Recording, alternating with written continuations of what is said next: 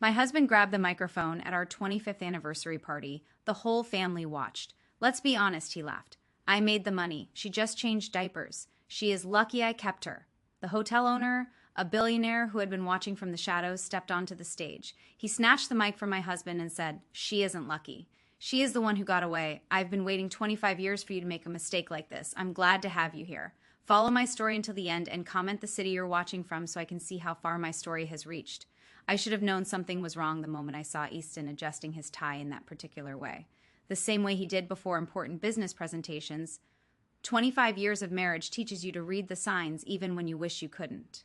The Grand Meridian Ballroom sparkled around us, every surface gleaming under the massive crystal chandeliers, white lies, my favorite flowers, though Easton had chosen them because they photographed well, filled enormous voses throughout the room. The scent was almost overwhelming, sweet and cloying, mixing with the expensive perfumes of our 200 guests. I smoothed my hands over the blue silk dress I'd chosen so carefully. Easton had barely glanced at me. I shouldn't be witnessing. But Easton wasn't finished. "She is lucky I kept her," he said. And this time his smile looked sharp, predatory. Really? What else would she do? She has no skills, no education that matters. She's been living off my success for 25 years. The room had gone completely silent now. Even the wait staff had stopped moving, frozen in place like extras in a movie who'd forgotten their blocking. I could feel hundreds of eyes on me, feel the weight of their pity and embarrassment pressing down like a physical force. My hands were shaking now, my vision blurring as tears threatened to spill over 25 years of my life reduced to diaper changing and lucky breaks. 25 years of supporting his dreams, raising his children, managing his household, being the perfect wife. All of it dismissed with casual cruelty in front of everyone we knew. I started to stand, needing to escape, needing to find somewhere to hide and process what had just happened. But before I could take a single step, another voice cut through the silence. "Excuse me." The voice was calm, controlled, but it carried an authority that made everyone turn, including Easton. I turned too and felt my heart stop completely. Landon Blackwood stood at the edge of the stage, tall and silver-haired and completely unchanged in all the ways that mattered. 25 years had been kind to him. He'd grown into his angular features, his dark eyes more commanding than ever. He wore a perfectly tailored black suit that probably cost more than most people's cars, but he moved with the same quiet confidence he'd had as a struggling design student. What was he doing here? How was he here? Then I remembered the Grand Meridian was his hotel. He owned the entire chain now, Landon Blackwood Hotels with properties on 4 continents. I'd read about his success in magazines over the years, always with a mixture of pride and regret I'd never been able to fully examine. Easton blinked, his confidence faltering for the first time all evening. "I'm sorry, who are you?" Landon stepped onto the stage with fluid grace, reaching for the microphone. "I'm Landon Blackwood. I own this hotel." His voice was pleasant, conversational, but there was steel underneath it. "And I need to interrupt your speech." Easton pulled the microphone back, his jaw tightening. You're in the middle of humiliating a remarkable woman," Landon said, his voice carrying clearly without amplification. "And I won't allow that to continue in my establishment." The ballroom had become a theater, every guest riveted by the drama unfolding on stage. I sat frozen, my heart pounding so hard I was sure everyone could hear it. Landon gently but firmly took the microphone from Easton's hand. When he spoke again, his voice filled the room with quiet authority. "Ladies and gentlemen, I apologize for interrupting the celebration, but I think you should know something about the woman this man just insulted." He turned to look directly at me, and something in his expression made my breath catch. It was the same look he'd given me all those years ago when he'd asked me to marry him. The same look I'd turned away from because Easton represented safety, security, everything I thought I needed. "Annette isn't lucky," Landon said, his eyes never leaving mine. "She isn't fortunate to have been kept by anyone. She is the one who got away, and I've been waiting 25 years for the man who won her to make exactly this kind of mistake." The silence that followed was absolute. No one moved, no one breathed, no one seemed capable of processing what they just heard. Easton's face had gone from confident to confused to something approaching panic. "What?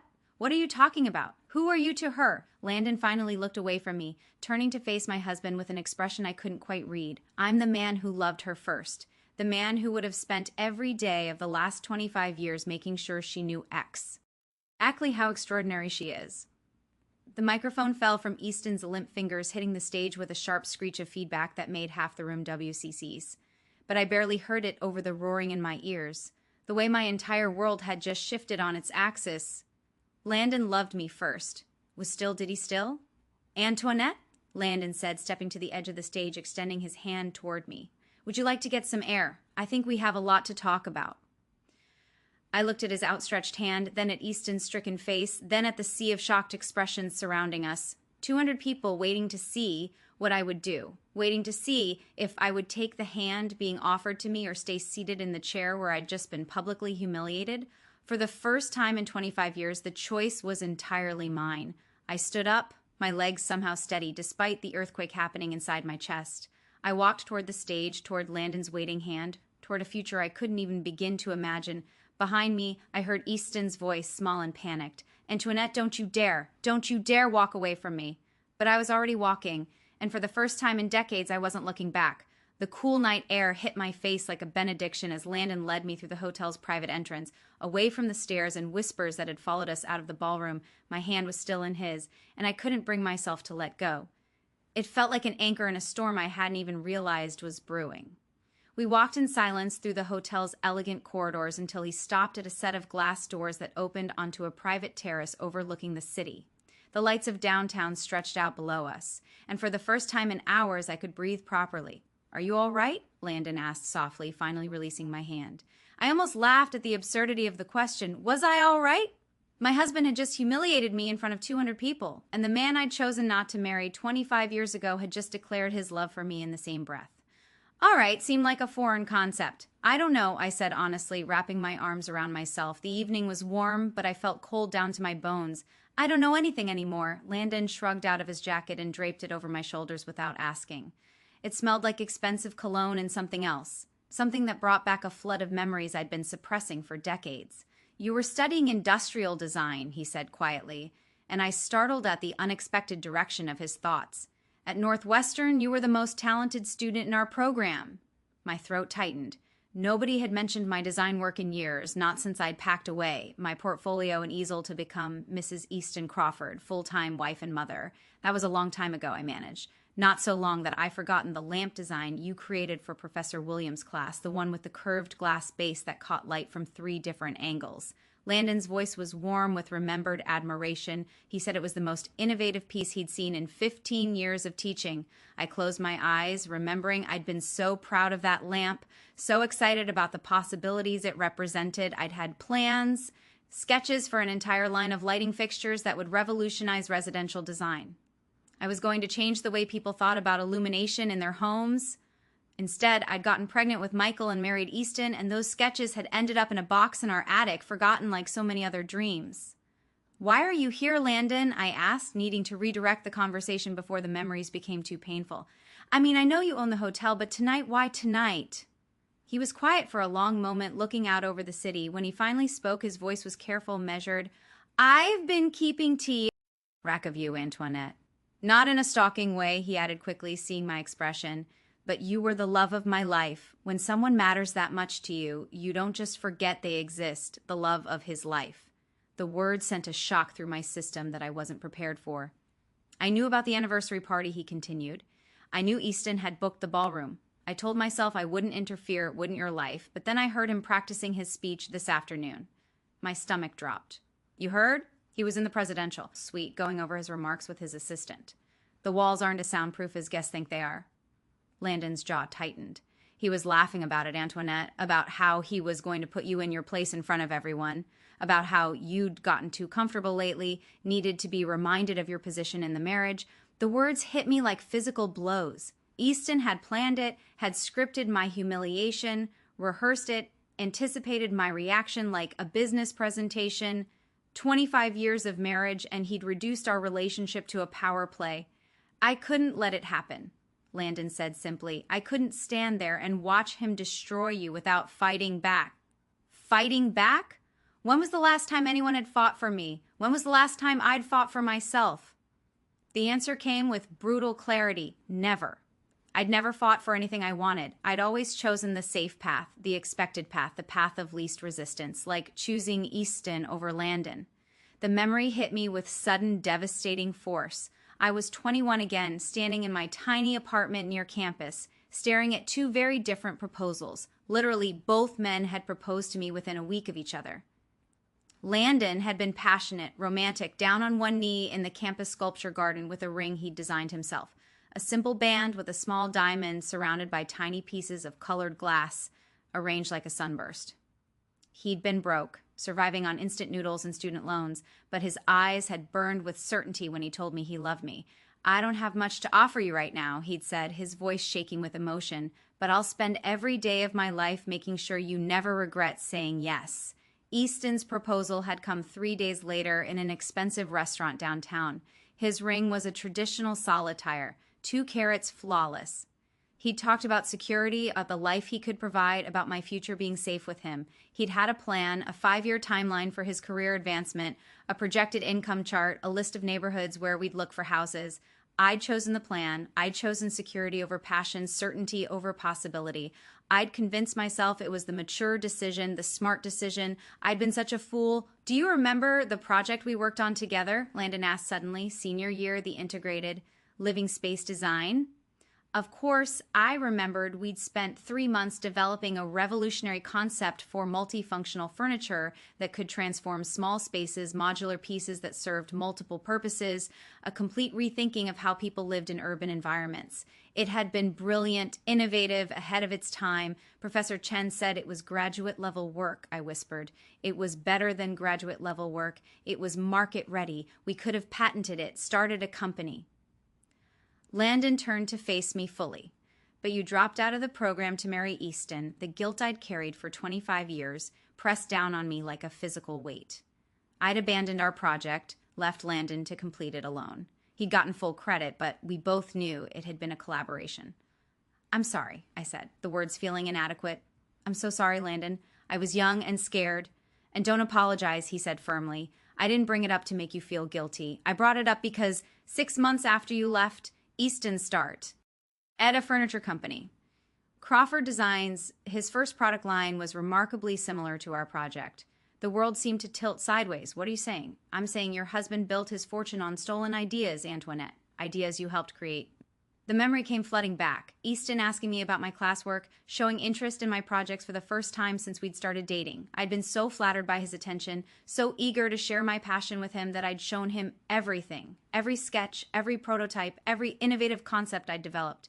He'd listened with such apparent fascination, asking detailed questions about materials and manufacturing processes.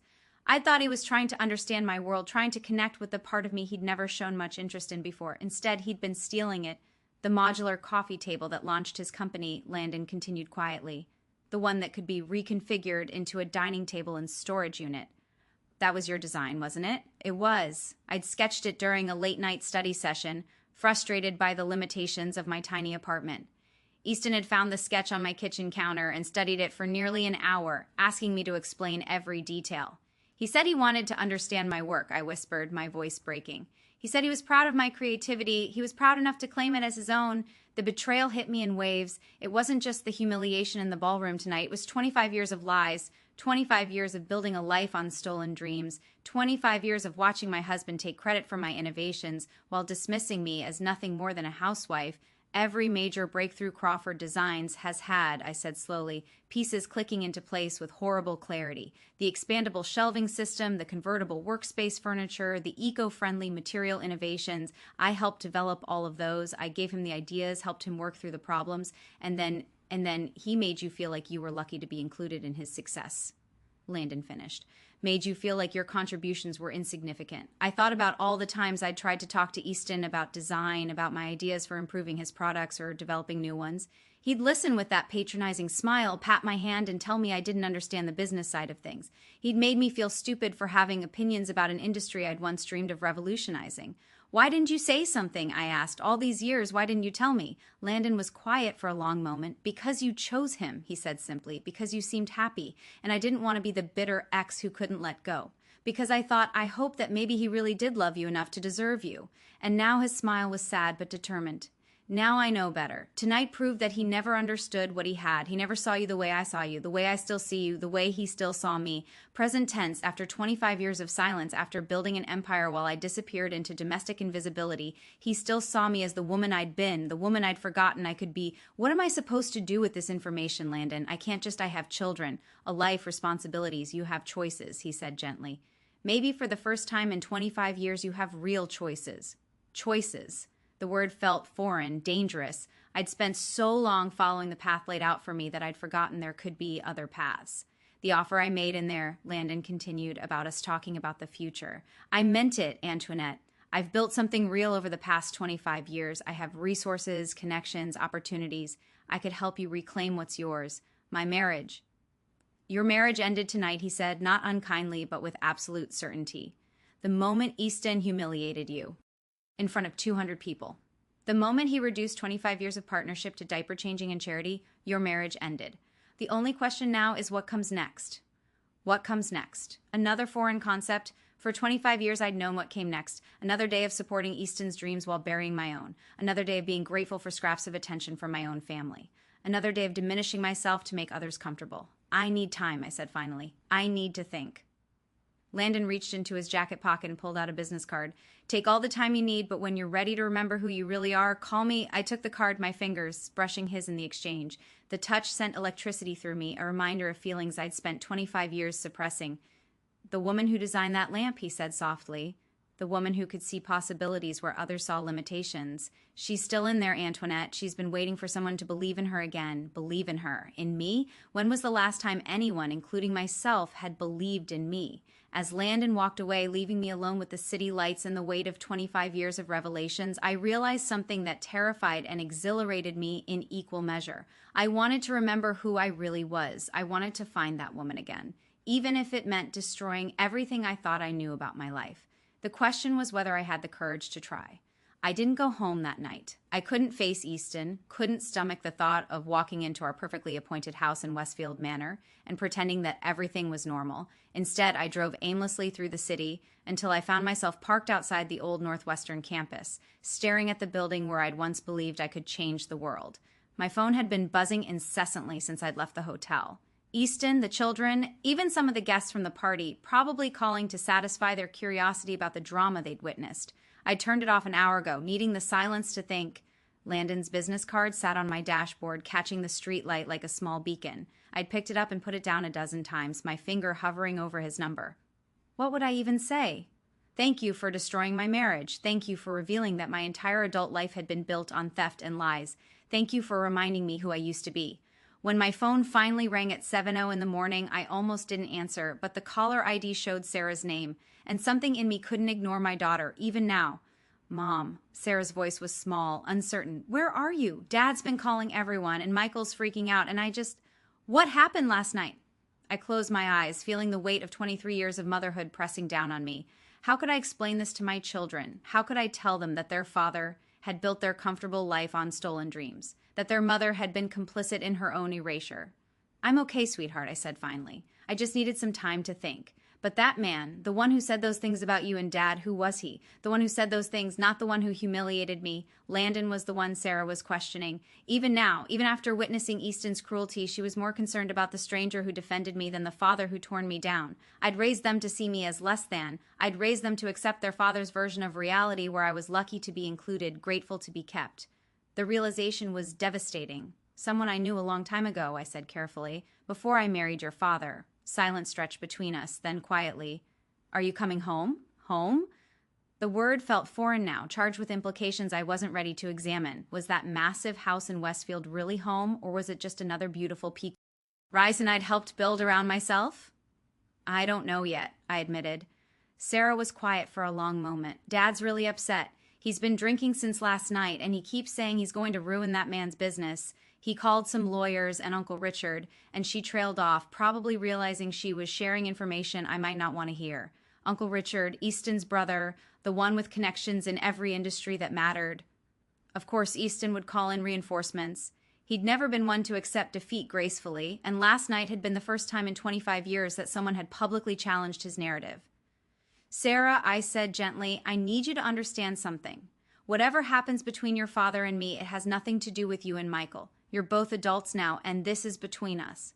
But Mom, I love you, I interrupted. I have always loved you, but I need some time to figure out what comes next. After I hung up, I sat in the car for another hour, watching students hurry across campus with their backpacks and coffee cups and urgent conversations. They looked so young, so full of possibility. Had I ever looked like that? Had I ever moved through the world with that kind of confident purpose? Yes, once, before I'd learned to make myself smaller, before I'd convinced myself that dreams were luxuries I couldn't afford. My phone buzzed with a text from an unknown number. I know you're struggling with all of this. When you're ready to hear the whole story, I'll be at the Meridian. Suite 1207. No pressure, no expectations, just truth. L, the whole story. What more could there possibly be? But even as I thought it, I knew I was going to go. I'd spent 25 years living with half-truths and carefully constructed narratives. If I was going to rebuild my life, if I was even going to understand what needed rebuilding, I needed to know everything. The elevator ride to the 12th floor felt endless.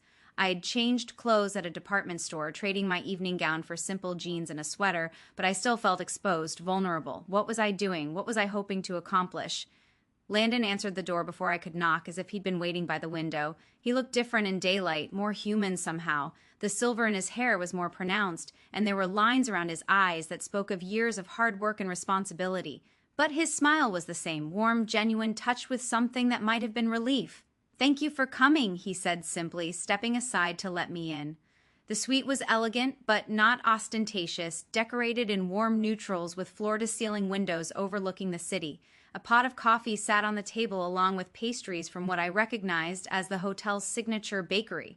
He'd prepared for my visit without being presumptuous about it.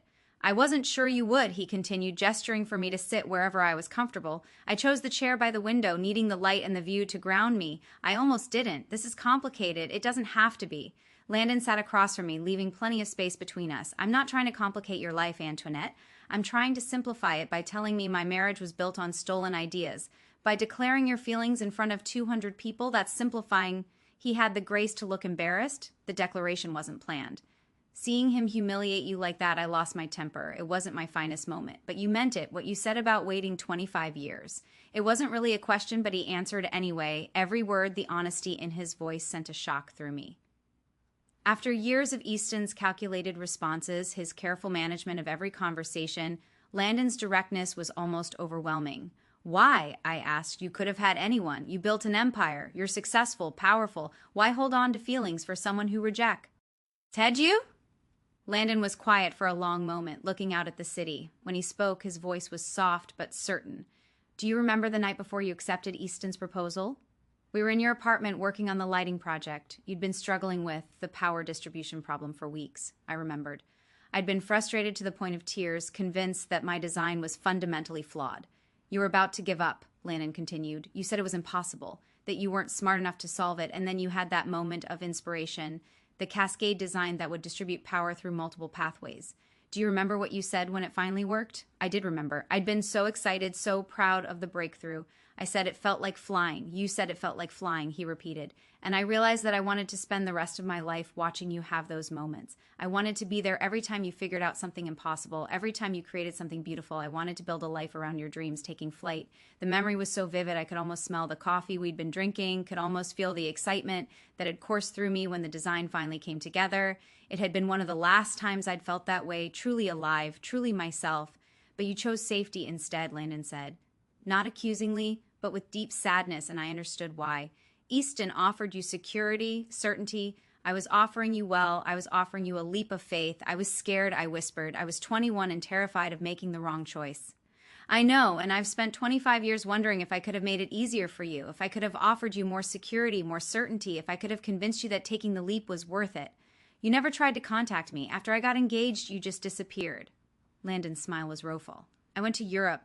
Spent 5 years working for design firms in Milan and Barcelona, trying to forget you. It didn't work, but it did teach me a lot about business, about building something from nothing.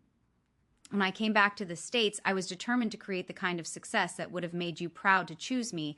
And then I realized that building an empire out of wounded pride was a hollow victory. I had everything I thought I wanted, but I was still missing the one thing that mattered. The one thing that mattered, me." He was talking about me as if I was something precious, something worth waiting for. After years of being treated as an afterthought, as lucky to be kept, the attention was almost dizzying. "Landon, I need to ask you something, and I need you to be completely honest." He nodded, his expression serious.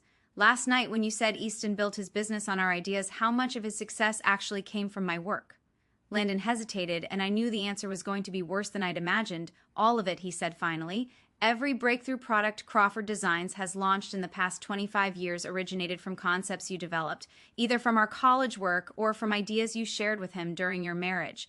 The room seemed to spin around me. All of it. Not just the original modular furniture line, but everything." The expandable shelving that had made Crawford Designs a household name, the eco-friendly materials that had won them industry awards, the space-saving solutions that had revolutionized urban living.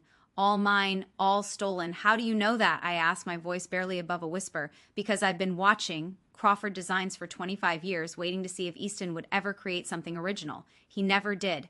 Every innovation he claimed was a variation on work you'd already done. Sometimes he changed the materials or modified the proportions, but the core concepts were always yours.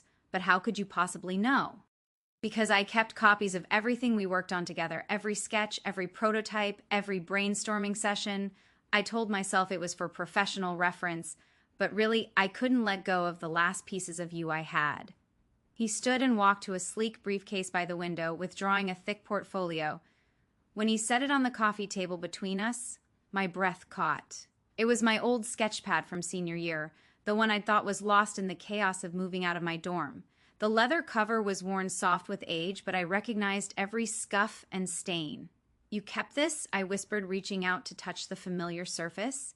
"I kept everything," Landon said quietly, including the original design for the lamp that started it all, the one Professor Williams called revolutionary, the one that became the basis for Easton's first product line. I opened the portfolio with trembling hands, and 25 years of suppressed memories came flooding back. Page after page of detailed sketches, concept drawings, innovative solutions to design problems that wouldn't become industry standard for years, work I'd poured my heart and soul into, work I'd been so proud of, work I'd convinced myself had been meaningless amateur efforts. "He made me believe I was nothing," I said, tears blurring my vision as I turned the pages. "He made me believe these were just silly student projects. They weren't silly. They were brilliant. And they made him rich. Rich on my ideas, successful in my innovations, respected for stealing my dreams. What am I supposed to do with this information?" I asked, looking up at Landon through my tears. "Sue him? Destroy my children's father? Blow up my entire life for revenge?" "I'm not asking you to destroy anything," Landon said gently. "I'm asking you to reclaim what's yours. The ideas, yes, but more than that, I'm asking you to reclaim yourself. Reclaim myself. The woman who designed these innovations, who'd seen possibilities where others saw limitations. The woman who'd felt like she was flying when a complex problem finally yielded to her imagination. How?" I asked. "How do you reclaim 25 years of lost identity?" Landon leaned forward, his eyes intense. "You start creating again. You remember what it felt like to solve. Rough. It would be yours legally, publicly, permanently yours. Own my work." After 25 years of watching East profit from my ideas, the concept felt revolutionary. "I can't," I said automatically. The response so ingrained I didn't even think about it. "I mean, I have responsibilities, obligations." "To whom?" Landon asked quietly. "To the husband who humiliated you publicly. To the children who are adults with their own lives. To yourself, to myself. When was the last time I'd had an obligation to myself?" "I need time," I said. But even as I spoke the words, I could feel something shifting inside me. A spark of the old excitement, the old hunger to create something meaningful. "Take all the time you need," Landon said. "But while you're thinking, consider this. Right now, Easton is probably planning how to discredit me, how to minimize what happened last night. He's going to try to convince everyone, including you, that I'm just a bitter man trying to steal his wife." "Aren't you?" I asked, but without accusation. I genuinely wanted to know. Landon's smile was sad, but honest. Maybe partly, but mostly. "I'm a businessman who recognizes exceptional talent when I see it. And I'm someone who believes that 25 years is long enough for brilliance to stay buried. Long enough for brilliance to stay buried." The phrase resonated through me like a bell. How long was I willing to keep burying who I really was? How long was I willing to let fear keep me small? "There's something else you should know," Landon said, releasing my hand and reaching for another folder about what Easton's planning to do next. My stomach clenched. "What do you mean? My security team picked up some interesting phone calls from your house last night. Calls to his lawyer, his brother, some business associates. He's not planning to apologize or try to win you back, Antoinette. He's planning to destroy you." "Destroy me? How?" Landon's expression was grim. "He's going to claim you're having a mental breakdown, that you're emotionally unstable, possibly dangerous. He's going to use last night as evidence that you need psychiatric help, that you can't be trusted to make rational decisions about your future." The words hit me like ice water. Of course, Easton wouldn't just let me walk away. He'd turn my moment of strength into evidence of weakness, my first act of self-preservation into proof of instability. "He can't do that," I said, but my voice sounded uncertain even to myself. he can try. And if he succeeds, if he convinces a judge that you're mentally incompetent, he could gain control over your assets, your medical care, your entire life. You become his ward, legally obligated to submit to whatever treatment he deems necessary. The horror of it crashed over me. Not just divorce, not just humiliation, but complete legal subjugation. Easton wouldn't just take my past, he'd steal my future too. But if you had your own income, your own professional identity, your own legal standing, Landon, let the implication hang in the air. You're saying I need to move fast. I'm saying you need to choose who you're going to be. The woman who lets herself be destroyed by a man who never deserved her, or the woman who takes back everything he stole and builds something even better. I looked down at the portfolio again, at years of work I'd forgotten I was capable of. Then I looked at Landon, at the man who'd kept faith with my potential, even when I'd lost faith in myself. For the first time in 25 years, I knew exactly what I needed to do. The only question was whether I had the courage to do it. I drove home to Westfield Manor in a daze, Landon's portfolio carefully secured in my passenger seat like precious cargo. The familiar tree-lined streets seemed different somehow, smaller, as if I was seeing them through new eyes. The massive houses with their perfect lawns and pristine facades looked less like dreams fulfilled and more like beautiful prisons. Our house? Easton's house, I corrected myself, sat at the end of a curved driveway, all Georgian columns and manicured hedges. I'd once been so proud of this place, so grateful that Easton's success had allowed us to live here. Now I wondered how many of my stolen ideas had paid for those marble steps, those hand-carved moldings, that 3-car garage. Easton's Mercedes was in the driveway, along with his brother Richard's silver BMW. Of course Richard was here. The cavalry had arrived to help Easton manage the crisis of his wife developing a backbone. I sat in my car for several minutes, gripping the steering wheel and trying to gather my courage. Through the large front windows, I could see movement in the living room, 2 figures pacing, gesturing, planning what to do about me, no doubt. My phone buzzed with another text from Sarah. Dad says, "You've been acting strange lately. Are you okay? Should I come home?" Acting strange already. The narrative was shifting just as Landon had predicted. Easton was laying the groundwork for his mental instability defense, preparing to paint my moment of clarity as evidence of breakdown. I turned off the car and gathered my resolve. If I was going to do this, if I was really going to reclaim my life, I needed to move fast. Easton had 25 years of experience managing me, controlling the story, making me doubt my own perceptions. I couldn't let him do it again. The front door was unlocked as always. Easton had never worried about security in our wealthy neighborhood. Why would he? He'd never had anything to fear from the person who posed the greatest threat to his carefully constructed life, Antoinette. His voice called from the living room before I'd even closed the door. "Is that you?" "Yes," I called back, surprised by how steady my voice sounded. "It's me." I found them in the living room. Easton and Richard seated across from each other like generals planning a campaign. Papers were spread across the coffee table, legal documents by the look of them. They both looked up when I entered, their expressions a careful mixture of concern and assessment. "Sweetheart," Easton said, rising to his feet with the kind of solicitous manner one might use with an invalid. "We've been so worried about you when you didn't come home last night." "I needed time to think," I said simply, staying near the doorway. I didn't want to get trapped in the middle of the room, surrounded by their careful manipulation. Richard stood as well, his expression professionally sympathetic. As Easton's lawyer brother, he'd had plenty of practice managing difficult situations. "Antoinette, I think we should talk about what happened last night." East told me about the incident at the party. The incident already, my humiliation was being reframed as something I'd caused, something that needed to be managed rather than addressed. "Has he?" I asked, looking between the two men. "And what exactly did he tell you?" Easton's jaw tightened slightly. I told him about Landon Blackwood's inappropriate behavior, how he inserted himself into our celebration, made those ridiculous claims about your past relationship. "Ridiculous claims?" I repeated, feeling that familiar cold anger settling in my chest. "Which part was ridiculous, Easton? The part where he said he loved me, or the part where he said I was talented?" "Antoinette," Richard began, but I cut him off. "No, I want to hear from my husband. I want to hear him explain which part of what Landon said was ridiculous." Easton's mask of concern slipped slightly, revealing the irritation underneath. "The man is obviously unstable. He's been fixated on you for 25 years, building some kind of fantasy around a college relationship that ended decades ago."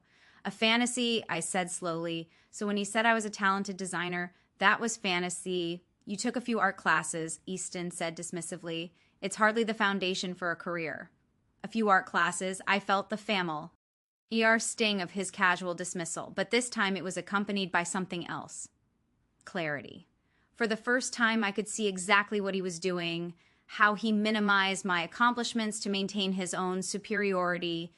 Industrial design, I corrected. I was studying industrial design. I was good at it. Richard cleared his throat uncomfortably. Perhaps we should focus on the present situation. Antoinette, we're concerned that this man might be trying to manipulate you to take advantage of what was obviously an emotional moment. Take advantage. Of course, that was their interpretation.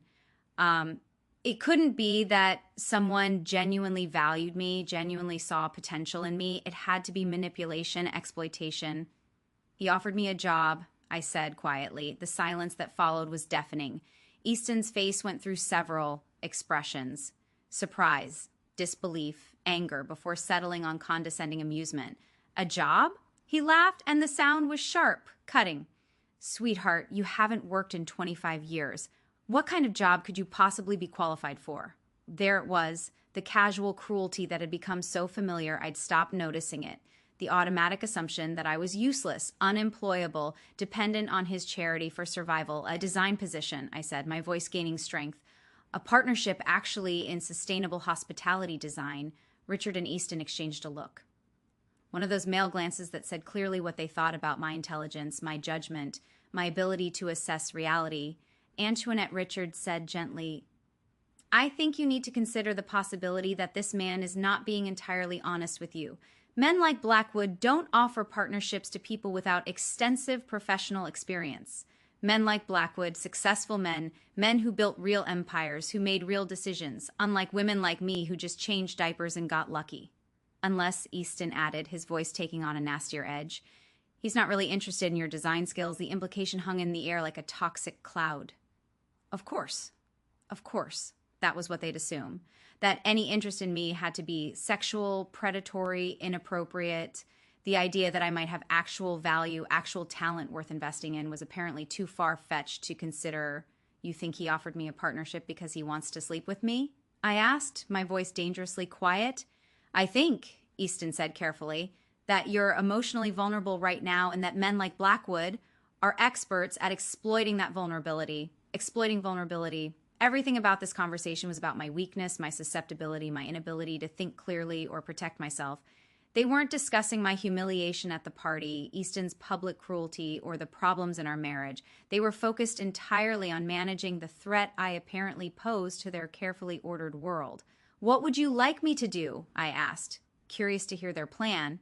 Richard leaned forward, his expression earnest and professional. We think you should consider getting some help. You've been under a lot of stress lately, and last night was obviously traumatic. There are excellent facilities that specialize in helping people work through these kinds of episodes. There was the word Landon had warned me about. My moment of self-respect was being reframed as a mental health crisis requiring professional intervention. What kind of facilities? I asked, though I already knew the answer.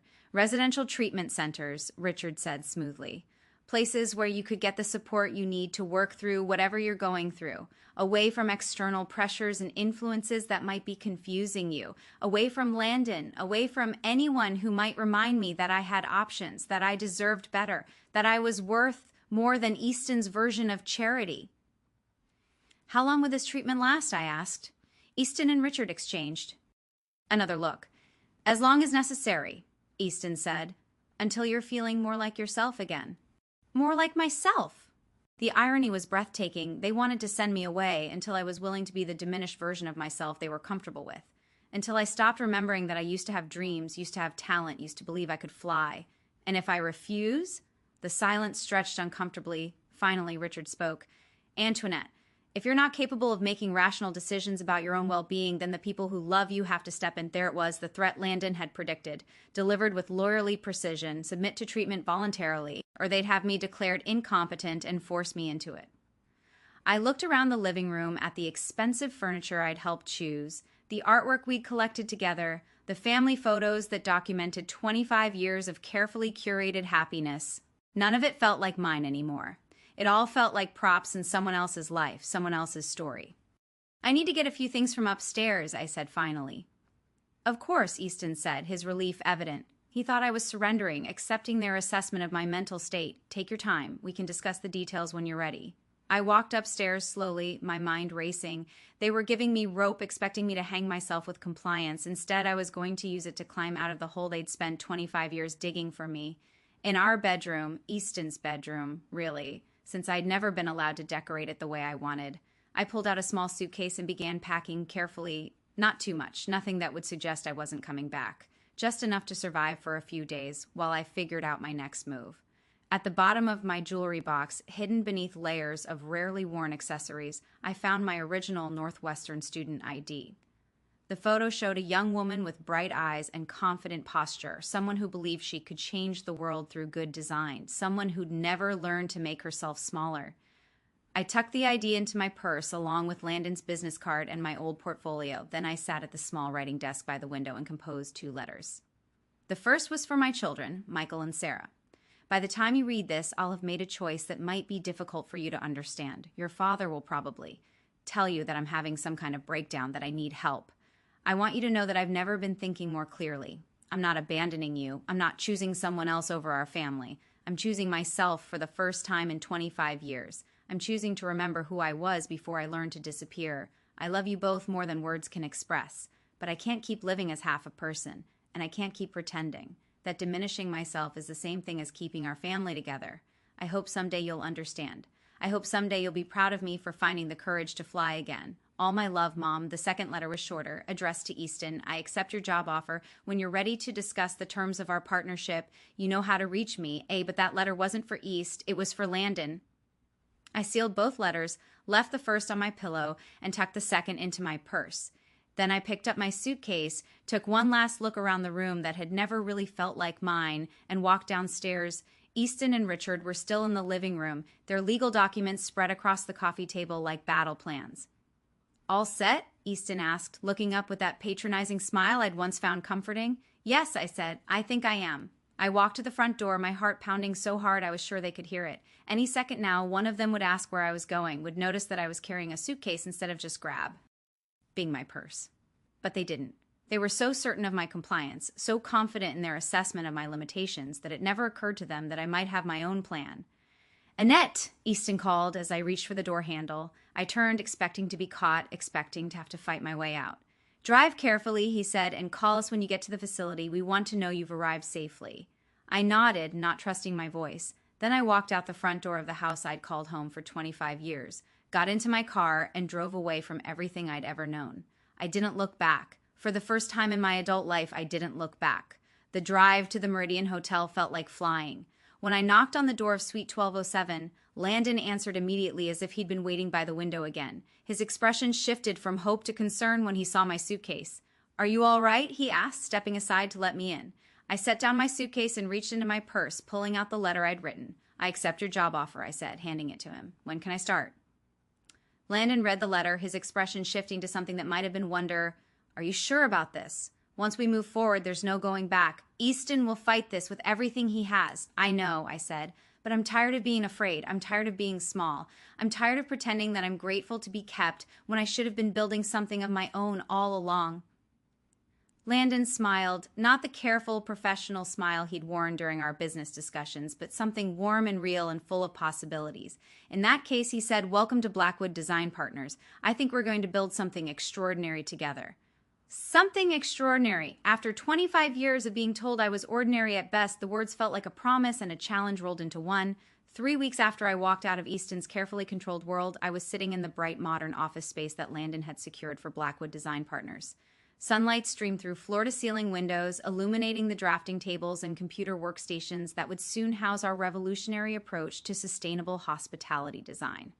I'd been working 16-hour days, partly because I was genuinely excited about the projects we were developing, but mostly because I was terrified that if I stopped moving, I'd lose my nerve and crawl back to the safety of my old life.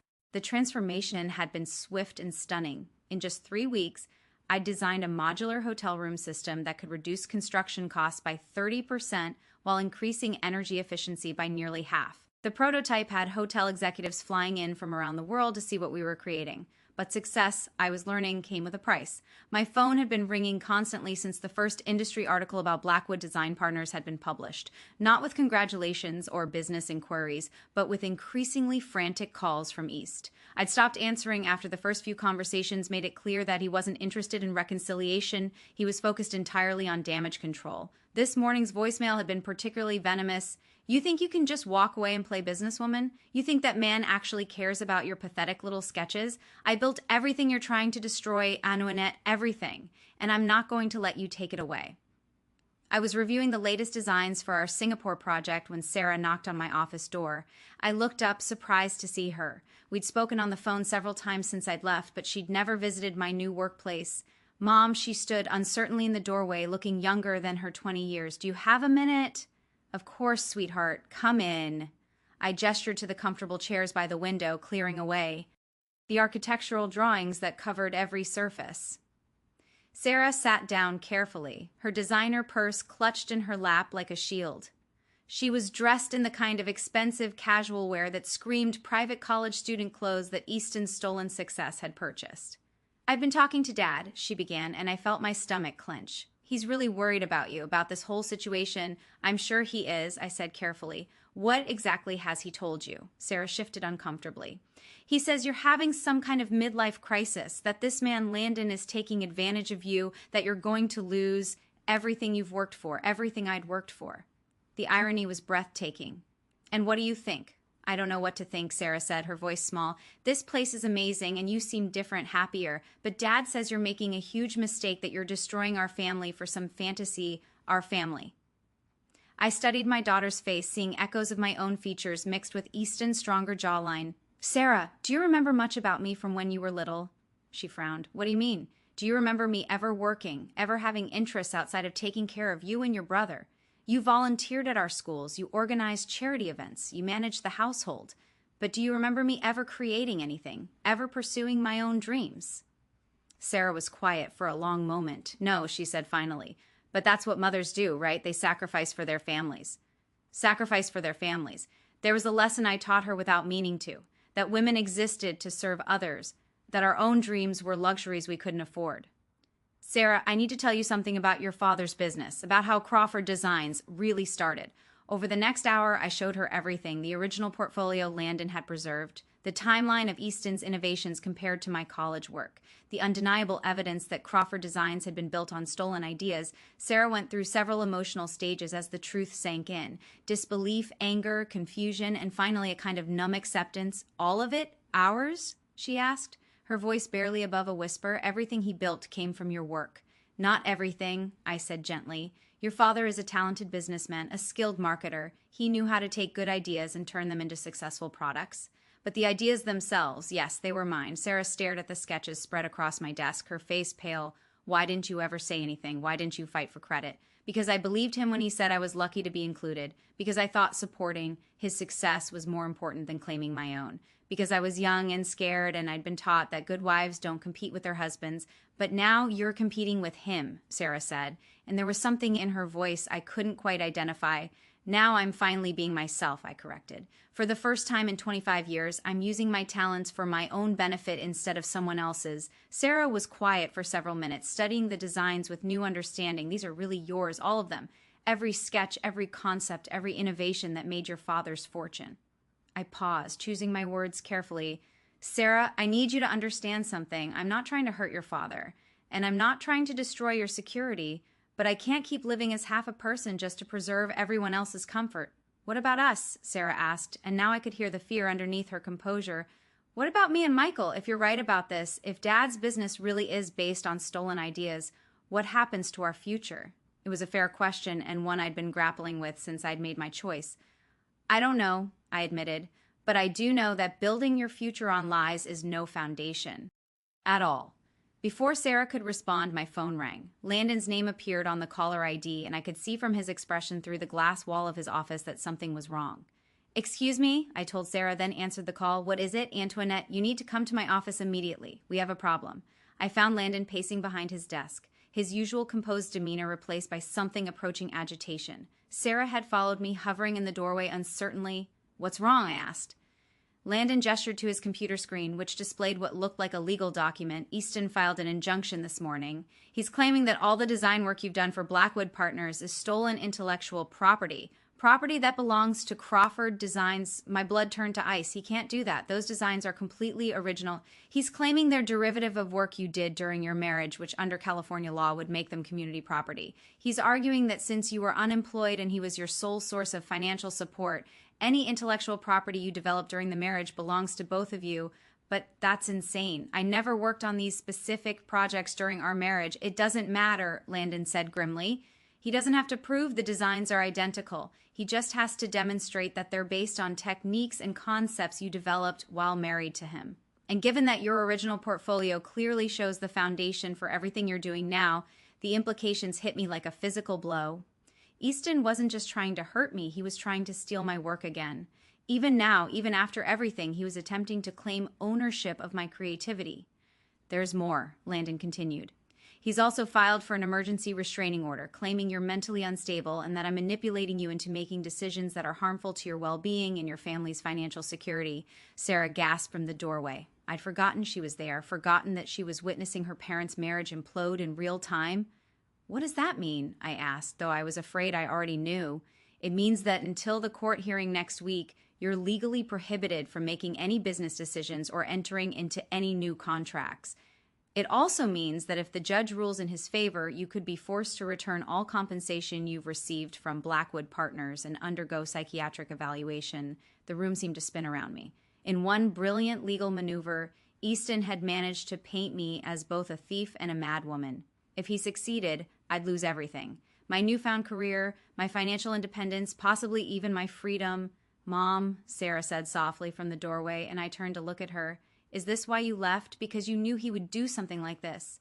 I thought about her question, about the pattern of control and manipulation that had characterized my entire marriage. Not specifically, I said, but yes, I knew that Easton would never let me go without a fight. I knew he'd try to destroy me rather than face the truth about what he'd done. Sarah walked into the office and sat down heavily in one of the chairs. I need to ask you something, and I need you to be completely honest with me. I nodded, bracing myself. Are you in love with Landon?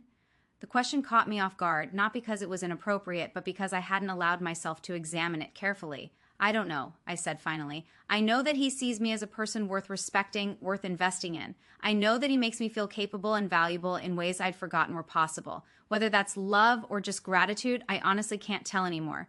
Landon cleared his throat uncomfortably.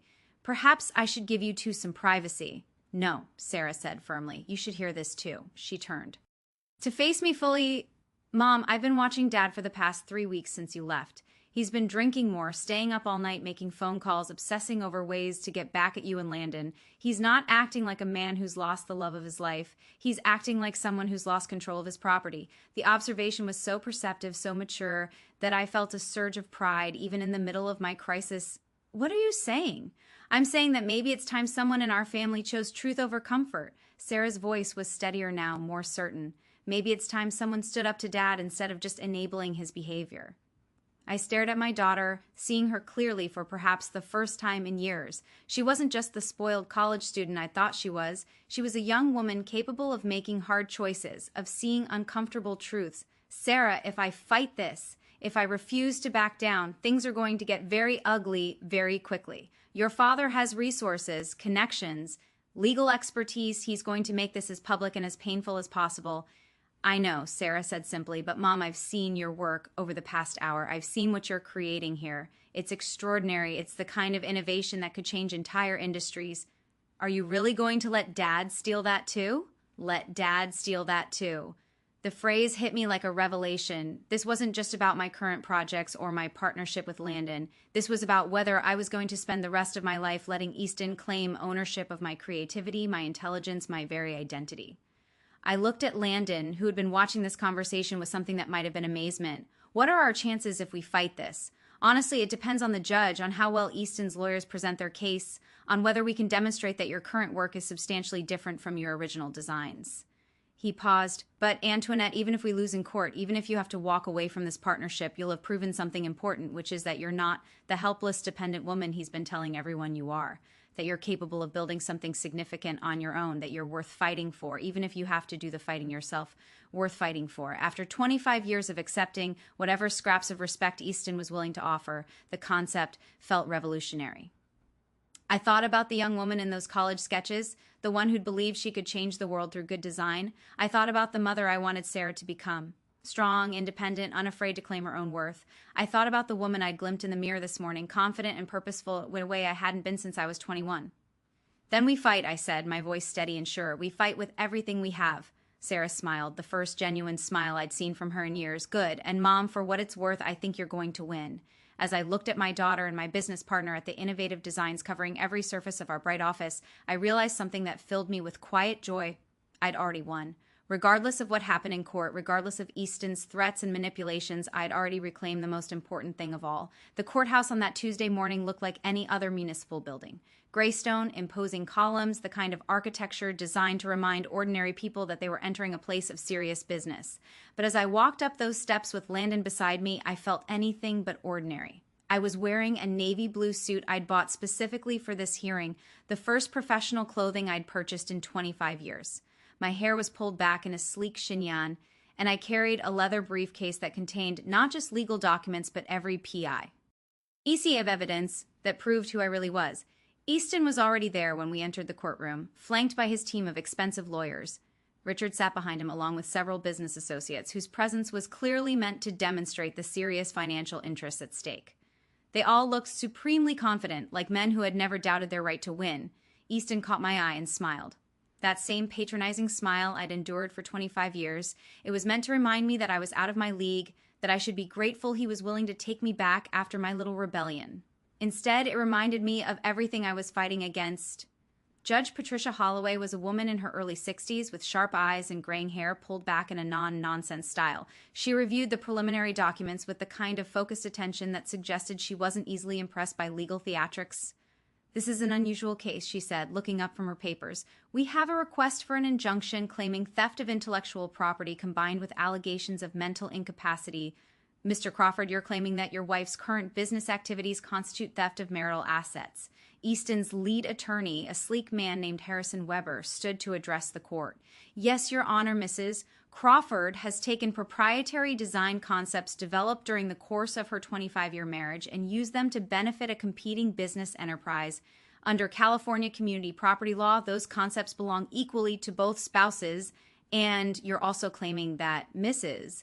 Crawford lacks the mental capacity to make these business decisions. We're concerned about Mrs. Crawford's emotional state, Your Honor. She abandoned her family home without warning, entered into business partnerships with a man she barely knows, and has been making increasingly erratic decisions. We believe she may be experiencing a psychological crisis that's affecting her judgment. I felt my lawyer, Janet Morrison, tense beside me. We'd prepared for this line of attack, but hearing it stated so clinically in open court was still jarring. Mrs. Morrison, Judge Holloway said, how does your client respond to these allegations? Janet stood with quiet confidence. She was a woman about my age who'd built her reputation defending professionals in intellectual property disputes. Your Honor, Mrs. Crawford is not mentally incapacitated, nor has she stolen anyone's intellectual property. What she has done is finally reclaim her own creative work after 25 years of watching her husband profit from her ideas. That's a serious counter-allegation, the judge noted. You're claiming that Mr. Crawford built his business on his wife's designs. We are, Your Honor, and we have extensive documentation to prove it. What followed was the most surreal hour of my life. Janet methodically presented the evidence we'd prepared, my original college portfolio, the timeline of Crawford Designs product launches, testimony from Professor Williams, who remembered my work from Northwestern, even statements from former Crawford Designs employees who confirmed that I'd been the source of many innovative concepts over the years. Watching Easton's face as the truth unfolded was both satisfying and heartbreaking. He'd clearly expected this to be a simple matter of asserting male authority over a wayward wife. The idea that I might have legal standing, might have evidence, might actually be telling the truth was obviously something his lawyers hadn't prepared him for. But the most important moment came when Judge Holloway asked me to address the court directly. Mrs. Crawford, she said, I'd like to hear from you personally. Can you explain to the court why you left your marriage and entered into this business partnership? I stood slowly, my heart pounding but my voice steady. Your Honor, I left my marriage because I realized I'd been living as half a person for 25. I'd convinced myself that supporting my husband's dreams was the same thing as having dreams of my own. I'd accepted that being grateful for his success was enough, even when that success was built on my work. I paused, looking directly at Easton. For 25 years, I told myself that love meant sacrifice, that good wives don't compete with their husbands, that being kept was a privilege I should be grateful for. But that night at our anniversary party, when my husband publicly reduced my contributions to diaper changing and luck, I finally understood that I hadn't been loved, I'd been managed.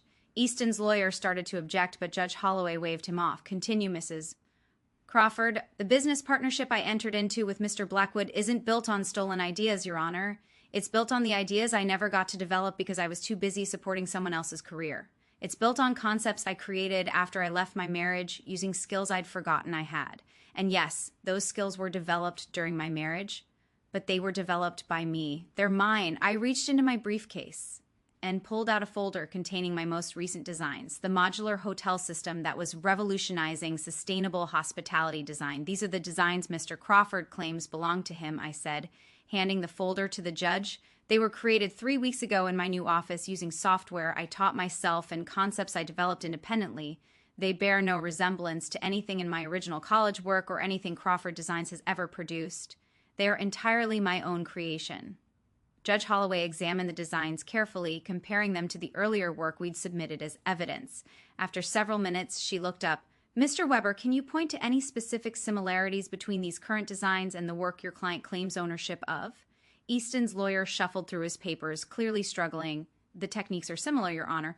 The underlying approach to space utilization, the sustainable materials focus, those are industry standards, Judge Holloway interrupted. Any competent designer would use those approaches. I'm asking about specific design elements that demonstrate actual theft of intellectual property. Weber consulted with his team for several minutes before admitting the designs are substantially different in their specifics, Your Honor. I see. Judge Holloway turned to me. Mrs. Crawford, regarding the allegations of mental incapacity, how do you respond? This was the moment I'd been both dreading and anticipating. Your Honor, if recognizing my own worth constitutes mental illness, then I suppose I'm guilty as charged. If leaving a marriage where I was treated as decorative property rather than a partner constitutes instability, then I accept that label. But if we're defining mental health as the ability to think clearly, make rational decisions, and pursue meaningful work, then I've never been healthier in my life. I gestured toward the courtroom where several hotel executives had come to observe the proceedings. In the 3 weeks since I left my marriage, I've designed a revolutionary hospitality system that's already attracted international attention. I've established professional relationships with industry leaders who value my expertise. I've created more innovative work than I produced in the previous 25 years combined. That's not the behavior of someone who's mentally incapacitated. Judge Holloway was quiet for several minutes, reviewing all the evidence we'd presented. Finally, she looked up. Mr. Crawford, she said, addressing Easton directly, I've reviewed the evidence presented by both sides. While it's clear that your wife did contribute significantly to your business success over the years, it's also clear that her current work represents original creation, not theft of existing intellectual property. Do you have any evidence that contradicts this assessment? Easton stood slowly, his confidence finally cracking. Your Honor, my wife is. She's not the same person she was. This man has filled her head with ideas about independence and careers. She's 56 years old. It's too late for her to start over. The words hung in the air like a confession. There it was. Easton's real concern wasn't about stolen property or mental illness. It was about control. It was about a woman who dared to claim her own life at an age when he believed she should be grateful for whatever he was willing to give her. Mr. Crawford, Judge Holloway said quietly, the court's job is not to determine whether your wife's life choices are wise or appropriate. The court's job is to determine whether she's legally competent to make those choices and whether she's committed any crimes in doing so. She paused, her expression stern. Based on the evidence presented today, I find that Mrs. Crawford is clearly competent to make her own business decisions. I also find that there's no evidence she's committed theft of intellectual property. Her current work, while building on skills developed during her marriage, represents original creation that she owns independently. I felt my knees almost buckle with relief. Janet squeezed my arm supportively. Therefore, the judge continued, the request for an injunction is denied. The request for psychiatric evaluation is denied. Mrs. Crawford is free to continue her business partnership and retain any compensation she's received. She looked directly at Easton. Mr. Crawford, I strongly advise you to consider whether pursuing this matter further is in anyone's best interest. The evidence suggests that your wife's contributions to your business success were far greater than you've acknowledged. Continuing to challenge her right to independent success could result in uncomfortable questions about the true origins of your own wealth. The threat was subtle, but unmistakable. If Easton kept pushing, the court might start examining just how much of Crawford Designs really belonged to him. As we left the courthouse, I felt something I hadn't experienced in 25 years. Complete unqualified victory. Not just legal victory, but personal vindication, a public acknowledgement that I was capable, competent, valuable. Sarah was waiting for us on the courthouse steps, having driven down from college to hear the verdict. When she saw my expression, she smiled, the same bright, confident smile I'd had at her age before I'd learned to dim my own light. How did it go? She asked, though my face probably told her everything she needed to know. Your mother, Landon said, his voice warm with admiration, was magnificent.